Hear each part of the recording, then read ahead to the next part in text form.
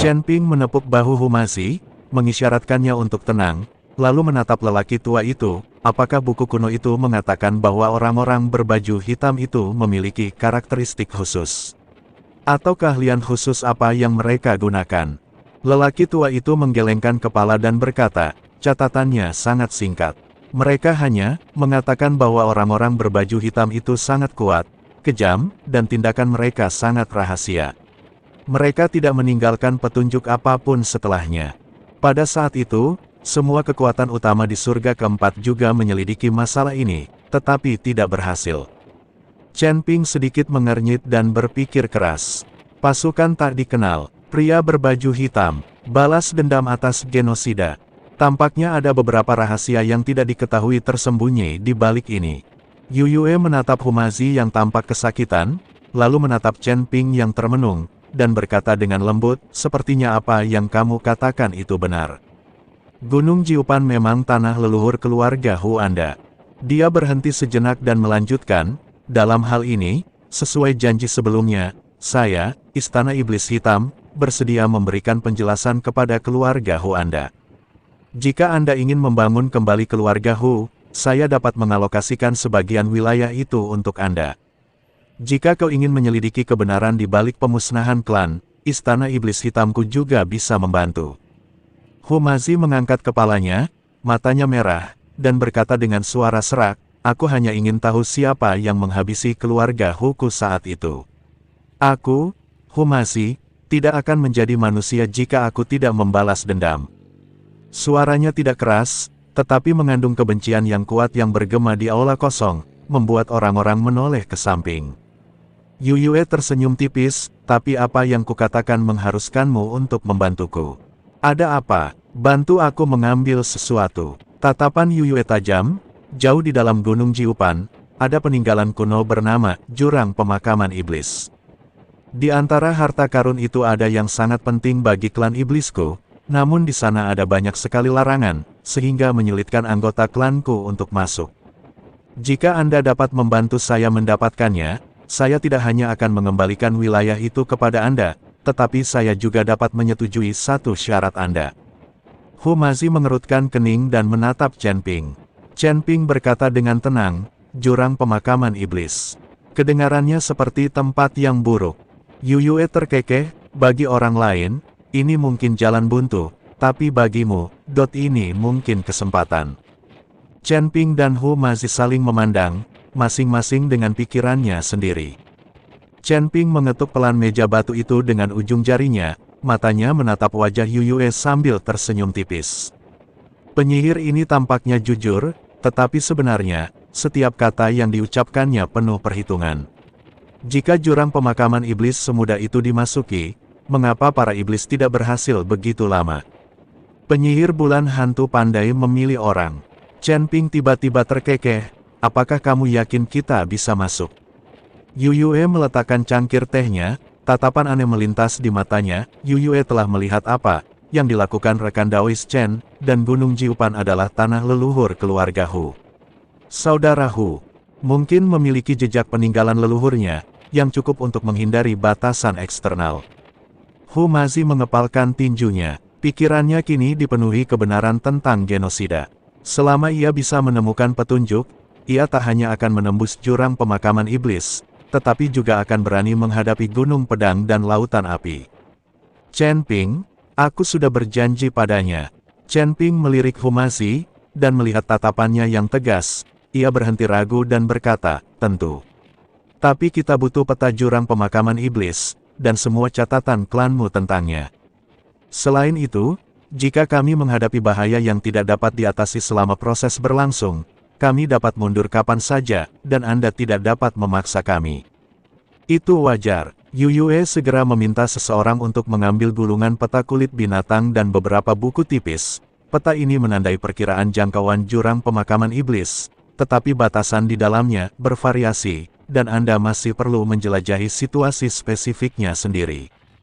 Buku-buku ini adalah catatan-catatan yang tersebar yang ditinggalkan oleh nenek moyang kita, dan mungkin berguna. Chen Ping mengambil peta itu dan membukanya, lah melihat medan Gunung Jiupan digariskan dengan tinta merah tua. Jauh di dalam peta, terdapat area yang diselimuti kabut hitam, dengan tulisan, Jurang Pemakaman Iblis terukir di atasnya.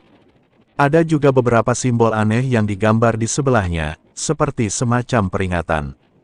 Tulisan tangan di buklet itu berantakan, dan sebagian besar isinya adalah catatan tentang konsentrasi energi iblis dan distribusi binatang iblis. Satu halaman menyebutkan bahwa ada sisa-sisa jiwa iblis kuno di dasar jurang, yang pandai mengendalikan pikiran manusia, yang membuatnya sedikit mengernyit. Kapan kita berangkat? Humazi tak dapat menahan diri lagi. 3 hari lagi, Chen Ping menyimpan peta itu, kita perlu membuat beberapa persiapan. Yuyue tidak keberatan dengan hal ini, lah mengatur akomodasi untuknya dan mengirim 2 biksu iblis untuk bersiaga kapan saja, yang sebenarnya untuk pengawasan. Setelah kembali ke kediamannya, Humazi segera mengunci diri di kamar dan berulang kali membolak-balik buklet, mencoba menemukan petunjuk apapun yang terkait dengan keluarga Hu. Chen Ping berdiri sendirian di dekat jendela, memandangi Gunung Jiupan di kejauhan yang diselimuti energi iblis.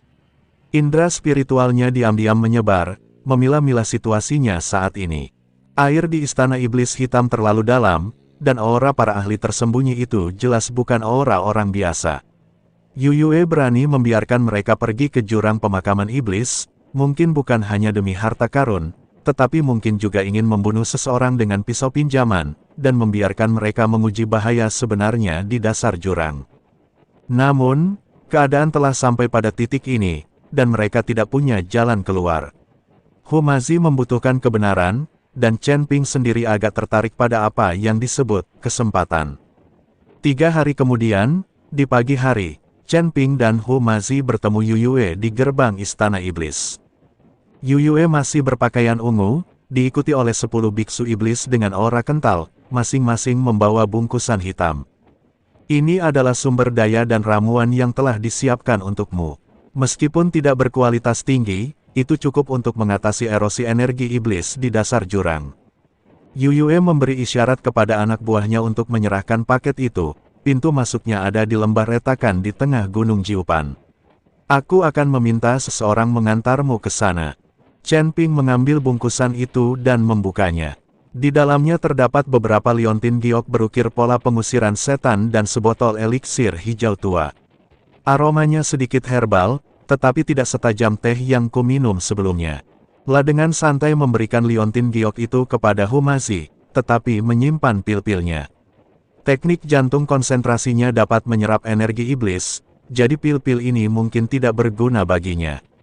Mengikuti biksu iblis yang memimpin, mereka melewati hutan lebat di luar Gunung Jiupan. Semakin dalam mereka melangkah, semakin pekat energi iblis di udara. Pepohonan menjadi bengkok dan menghitam, dan sesekali terlihat tulang-tulang hewan besar di tanah, yang jelas-jelas telah digerogoti oleh iblis-iblis kuat. Lembah retakan ada di depan. Biksu yang memimpin jalan menunjuk ke jurang tak berdasar di depan. Miasma abu-abu kehitaman berputar-putar di celah itu, dan suara samar seperti lolongan hantu dan lolongan serigala terdengar dari dalamnya. Humazi berdiri di tepi celah, dan tiba-tiba seluruh tubuhnya bergetar hebat, lah mengeluarkan liontin giok yang patah dari tangannya. Liontin giok itu memancarkan cahaya putih redup saat itu, beresonansi dengan napas tertentu di celah tersebut. Ini, liontin giok leluhur keluarga Huku. Sebelumnya tidak bereaksi, tapi aku tidak menyangka akan pindah ke sini. Chen Ping memandangi liontin giok itu dan menyadari bahwa liontin itu terukir simbol-simbol yang mirip dengan peta kulit binatang. La pun mengerti, sepertinya leluhurmu memang pernah ke sini. Liontin giok ini mungkin kunci untuk membuka batasan-batasan luar. Dia mengeluarkan peta untuk memastikan lagi, lalu menunjuk ke bagian yang relatif sempit di sisi kiri lembah retakan, turunlah dari sini. Menurut peta, akan ada tangga batu setelah melewati lapisan miasma. Humazi memegang erat liontin giok itu di tangannya dan menarik napas dalam-dalam. Chen Ping, aku akan turun dan memeriksanya dulu. Ayo pergi bersama. Chen Ping memegang bahunya, dan kekuatan spiritual di tubuhnya bersirkulasi, membentuk perisai emas muda untuk melindungi mereka berdua. Miasma ini beracun, jadi berhati-hatilah. Mereka berdua melompat ke dalam celah, dan miasma menyelimuti mereka seperti lumpur lengket. Bau amis menusuk telinga dan hidung mereka. Jika bukan karena perisai kekuatan spiritual yang mengisolasi mereka, mereka mungkin akan langsung merasa pusing. Cahaya liontin giok di tangan Humazi makin lama makin terang, dan racun di depannya otomatis terpisah ke kedua sisi, menyingkapkan lorong yang lebarnya hanya cukup untuk dilewati satu orang. Ini benar-benar berhasil. Humazi terkejut sekaligus gembira, lalu mempercepat laju turunnya. Aku tidak tahu berapa lama aku terjatuh, tapi akhirnya aku menginjak tanah yang kokoh. Chen Ping mendongak dan melihat bahwa racun di atas telah tertutup lagi, seperti tirai tebal, sepenuhnya menghalangi sinar matahari. Keadaan di sekelilingnya gelap gulita, hanya liontin giok di tangan Humazi yang memancarkan cahaya putih redup, menerangi anak tangga batu di bawah kakinya. Tangga batu itu berkelok-kelok menurun, dan dinding-dinding batu di kedua sisinya dipenuhi garis-garis merah tua.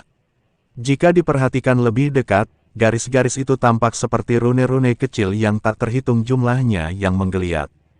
Chen Ping mengulurkan tangannya untuk menyentuh dinding batu, dan merasakan hawa dingin yang menusuk di ujung jarinya. Saat indera spiritualnya menyelidiki dinding batu, indera tersebut dipantulkan kembali oleh kekuatan dingin. Hati-hati, ada yang salah dengan rune ini. Chen Ping mengingatkan dengan suara berat, mereka dapat melahap kesadaran spiritual. Jika kau terlalu lama bersentuhan dengan mereka, kau mungkin terinfeksi oleh roh jahat. Humazi segera mengalihkan pandangannya dan mengangkat liontin giok itu lebih tinggi. Jangkauan cahaya putih meluas dan samar-samar ia bisa melihat pintu batu yang rusak di ujung tangga batu. Di pintu itu terukir 3 huruf kuno, Jurang Pemakaman Iblis. Pintu batu itu terbuka sedikit, dan hembusan angin dapat terdengar dari dalam, bercampur dengan bisikan-bisikan samar, seakan-akan banyak jiwa yang dizalimi sedang meratap di dalam. Humazi menggenggam erat pisau pendek di pinggangnya, detak jantungnya bertambah cepat tanpa sadar. Chen Ping, masuklah. Anda akan tahu saat Anda masuk dan melihatnya. Chen Ping mendorong pintu hingga terbuka, dan aura iblis yang lebih kuat menyerbu ke arahnya. Cahaya keemasan pada perisai berkedip-kedip hebat beberapa kali sebelum akhirnya stabil. Di balik pintu terdapat koridor panjang. Dinding batu di kedua sisinya bertatahkan kristal bercahaya, menerangi koridor seolah-olah siang hari. Tetapi cahaya ini berwarna hijau aneh, dan terasa dingin saat menyinari wajah. Lantai koridor dipenuhi tulang-tulang, ada yang manusiawi, ada pula yang iblis, dan bahkan beberapa kerangka binatang raksasa yang belum pernah terlihat sebelumnya. Jelas sekali telah terjadi pertarungan brutal di sini. Tulang-tulang ini sangat tua, setidaknya berusia puluhan ribu tahun. Chen Ping berjongkok untuk memeriksa kerangka iblis yang relatif utuh, lalu melihat lubang halus di tengkoraknya, dengan bekas luka bakar masih terlihat di tepinya. Dia mati karena senjata tajam, dan tewas dalam satu pukulan. Humazi juga mengambil tulang lengan manusia, yang di atasnya terukir tanda setengah jimat, yang agak mirip dengan simbol pada liontin gioknya. Ini adalah tanda jimat keluarga Huku. Mungkinkah leluhurku juga ikut serta dalam pertempuran di sini? Chen Ping berdiri dan menatap jauh ke dalam terowongan. Siapapun yang meninggalkan tempat ini, artinya bukan hanya ada batasan, tetapi juga sesuatu yang lebih berbahaya. Teruslah maju dan tetap waspada. Keduanya berjalan menyusuri koridor. Semakin jauh mereka masuk, udara semakin dingin dan bisikan-bisikan semakin jelas. Suara-suara itu terdengar seperti bisikan orang-orang yang tak terhitung jumlahnya di telinga seseorang, menceritakan rasa sakit dan dendam. Siapapun yang tekadnya lebih lemah mungkin sudah kehilangan akal sehatnya. Humazi merasakan kulit kepalanya kesernutan dan dia segera mengerahkan sedikit kekuatan spiritual di tubuhnya untuk melawan, tetapi suara-suara itu menusuk telinganya seperti belatung yang menempel di tulangnya, membuat matanya menjadi gelap. Pada saat ini, Chen Ping tiba-tiba berteriak dengan suara rendah, berkonsentrasi dan tenang. Aliran kekuatan spiritual murni disuntikkan ke dalam tubuh Humazi, seperti guntur yang meledak. Dalam pikirannya, dan bisikan-bisikan itu lenyap seketika. Humazi berkeringat deras dan terengah-engah, sial, aku hampir. Itu suara iblis yang memenuhi telingaku. Tatapan Chen Ping serius. Jiwa-jiwa sisa iblis kuno di dasar jurang sedang menimbulkan masalah. Mereka tidak bisa menyerang kita secara langsung, jadi mereka menggunakan metode ini untuk mengganggu pikiran kita. Pegang liontin giok ini erat-erat, auranya dapat menekan jiwa-jiwa sisa ini. Humazi segera menempelkan liontin giok itu ke dadanya dan benar-benar merasa jauh lebih tenang. Keduanya terus bergerak maju, dan sebuah percabangan jalan muncul di ujung koridor. Lorong di sebelah kiri dipenuhi bau samar darah, sementara suara gemericik air terdengar dari sebelah kanan. Chen Ping memeriksa peta dan menemukan bahwa peta itu hanya menandai lokasi gerbang batu, dan ada ruang kosong setelah percabangan jalan. Sepertinya kita hanya bisa mengandalkan diri sendiri untuk mencari jalan kembali, lah melihat lorong di sebelah kiri. Bau darahnya terlalu kuat, aku khawatir ada makhluk hidup. Ayo kita ke kanan dulu. Lorong di sebelah kanan relatif kering, dan tanahnya tertutup kerikil. Setelah berjalan sekitar 1 batang dupa, bagian depan tiba-tiba terbuka dan sebuah gua besar muncul. Di tengah gua terdapat sebuah kolam air berwarna hijau tua, dengan kabut putih mengambang di permukaannya, memancarkan aroma harum yang samar. Ini, Humazi mendekati kolam air dan hendak mengulurkan tangan untuk menyentuhnya ketika dia dihentikan oleh Chen Ping. Jangan sentuh, ada yang salah dengan air ini. Chen Ping menunjuk kabut yang mengambang di air dan berkata, kabut itu mungkin tampak harum, tetapi sebenarnya sangat beracun. Setelah terhirup, roh jahat akan merusak meridianmu. Dia mengeluarkan botol porselen dari bungkusnya, menuangkan pil ke dalamnya, menghancurkannya, dan menaburkan bubuknya ke dalam kolam. Saat bubuk itu jatuh ke dalam air, terdengar suara, mendesis, gelembung-gelembung muncul di permukaan air berwarna hijau tua, dan kabut putih dengan cepat menghilang seperti es dan salju yang berhadapan dengan api yang berkobar. Itu memang beracun. Chen Ping menarik tangannya, kolam air ini seharusnya digunakan untuk mengisolasi sesuatu, mari kita mengelilinginya. Keduanya berjalan hati-hati di sepanjang tepi kolam. Dinding batu gua dihiasi lebih banyak kristal gelap, dan cahayanya semakin terang. Samar-samar mereka bisa melihat sebuah platform batu di sisi lain kolam, dan sepertinya ada sesuatu di atasnya. Pada saat ini, gelombang besar tiba-tiba muncul di kolam, dan tentakel hitam setebal ember tiba-tiba melompat keluar dari air dan melecut ke arah punggung Humazi. Hati-hati! Chen Ping bereaksi sangat cepat, mendorong Humazi menjauh dan sekaligus mengeluarkan pedang pembunuh naga. Energi pedang emas menyapu dan memotong tentakel itu menjadi 2 bagian. Darah hitam menyembur keluar dengan bau menyengat, lalu jatuh ke tanah dan menimbulkan lubang. Lubang kecil, raungan tajam terdengar dari kolam, dan tentakel hitam yang tak terhitung jumlahnya muncul dari air, seperti ular piton yang menari, dan menyerang kedua orang itu dengan panik. Itu naga iblis. Humazi mengenali monster itu. Buku-buku kuno mencatat ada binatang penjaga di jurang pemakaman iblis yang memakan air beracun. Aku tidak menyangka dia bersembunyi di kolam air ini. Mata Chen Ping terfokus, dan pedang abadi di tangannya berubah menjadi aliran cahaya, terus-menerus menebas tentakel penyerang. Namun, tentakel-tentakel ini seakan tak berujung. Ketika satu terputus, tentakel lain akan segera tumbuh, dan kecepatannya semakin cepat, memaksa kedua pria itu mundur berulang kali. Ini bukan solusi. Kita harus menemukan bentuk aslinya. Chen Ping berteriak, dan kekuatan spiritual di tubuhnya meledak tanpa ragu. Perisai emasnya mengembang dan menepis semua tentakel yang menyerang. Tuan Hu, coba gunakan liontin giokmu. Humazi segera mengangkat liontin giok di atas kepalanya, dan cahaya putih tiba-tiba meledak, menerangi seluruh gua seperti matahari kecil. Monster di kolam itu tampak sangat takut pada cahaya. Raungannya semakin menyakitkan dan serangan tentakelnya pun melambat. Berhasil, Humazi merasa gembira dan berjalan menuju tengah kolam sambil memegang liontin giok. Kemanapun cahaya putih itu lewat, tentakel hitam itu menarik dirinya masuk ke dalam air, dan air hijau tua itu mulai berputar, seolah-olah ada sesuatu yang mencoba mengebor keluar dari dasar air. Chen Ping memanfaatkan kesempatan itu, melesat ke tepi kolam, dan mengerahkan seluruh indera spiritualnya, hingga akhirnya terkunci pada sosok besar di dasar kolam.